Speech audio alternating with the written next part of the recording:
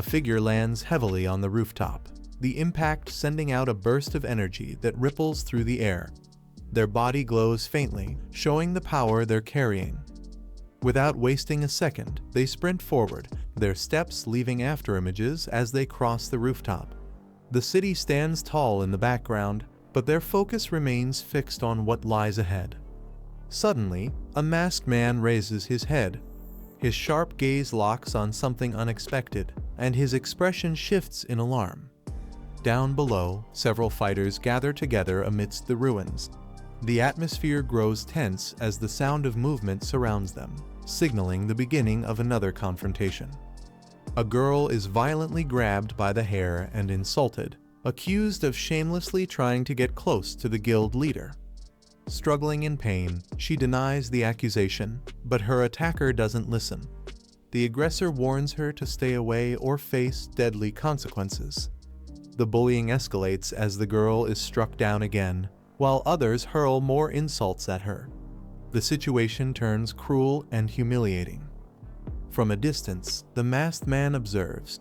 He notes that Kin Zioyu has just joined the guild and is already caught in drama. Reflecting on his past life, he recalls facing similar petty power struggles, but this time he's determined to handle everything for her. The girl is beaten down mercilessly, mocked to enjoy her life while it lasts. Despite her pleas for mercy, the abuse continues as she's called worthless and accused of seduction.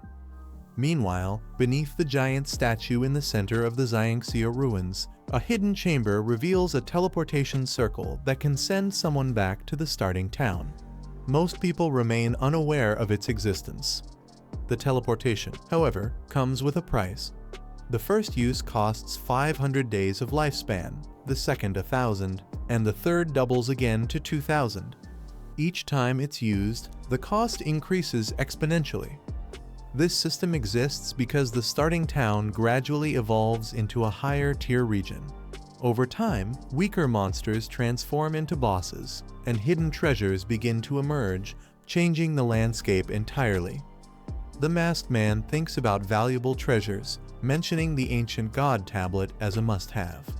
A prompt appears, asking if he wants to teleport back to Darkmoon Town. He recalls it as a small place that only appeared at the end of the game in his past life, one he had never visited. Without hesitation, he chooses to teleport. The teleportation activates, consuming 500 days of lifespan. Light engulfs him as his body disappears into the glowing circle. He arrives in a bustling safe zone filled with players, though he notices most of them are older individuals. The unexpected sight surprises him. Nearby, an elderly woman breathes a sigh of relief after leveling up, grateful for the help she received.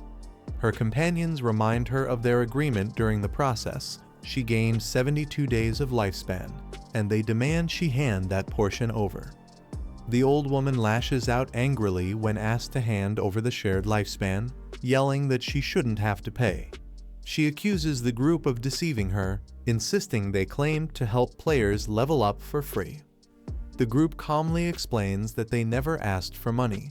When they formed the party, the lifespan dropped by monsters was divided among them, and she agreed to return the shared portion afterward.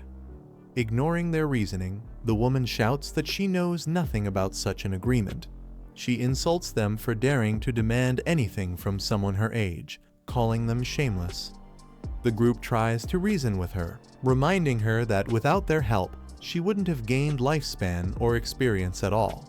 Instead of listening, she escalates further, accusing them of assault and threatening to call for help, twisting the situation against them.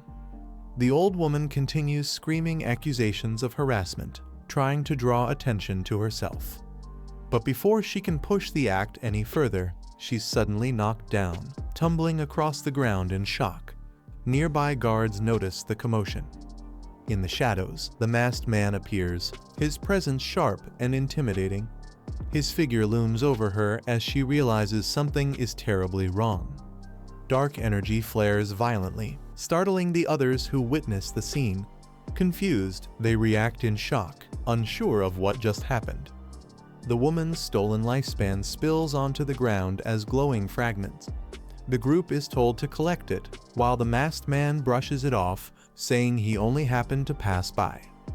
The players gratefully gather the 72 days of lifespan, relieved at the fair division. They thank the masked man respectfully, though he remains detached. Observing quietly, the masked man learns about the Dream Sand River Guild. He realizes this guild is based in Darkmoon Town. The narration explains that since its founding, the guild has specialized in escorting the elderly into the gods' abandoned continent, ensuring their survival. Over time, it grew with government support and eventually became the largest association in northern Huaxia. Watching from the shadows, the masked man reflects that in this chaotic apocalypse, the world needs more people like the guild who dedicate themselves to helping others survive. Night falls, and the forest grows silent under the moonlight, setting the stage for new dangers ahead. A monstrous figure covered in writhing green energy emerges from the darkness, its presence radiating menace. Facing the threat, two figures prepare their magic.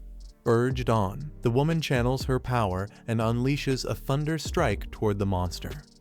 A surge of lightning slams into the monster, the powerful strike tearing through its body with blinding force. Taking advantage of the opening, a warrior charges forward, blade glowing as he delivers a decisive attack. The combined effort pays off. The monster collapses, defeated. Relieved, the group celebrates their teamwork. They remark that with proper coordination, even small monsters can be taken down easily. As they walk, one of them brings up news about Qin Zioyu joining the Night Temple Guild, mentioning the high taxes imposed on its members. Another explains that instead of that guild, they had asked her to join their own, Dream Sand River. One of the girls explains that she had suggested Qin Zioyu join Dream Sand River, since it's a community guild where people help each other and mentors guide the weaker players. But Zioyu refused. Now, Zioyu has already reached level 10 with the help of the Night Temple Guild. Still, the others note that she's being treated like a tool, bound by strict contracts that feel closer to slavery than partnership. They sigh, admitting that for players without great skill, the safest way is to hunt weak monsters slowly, gather lifespan, and avoid dangerous encounters.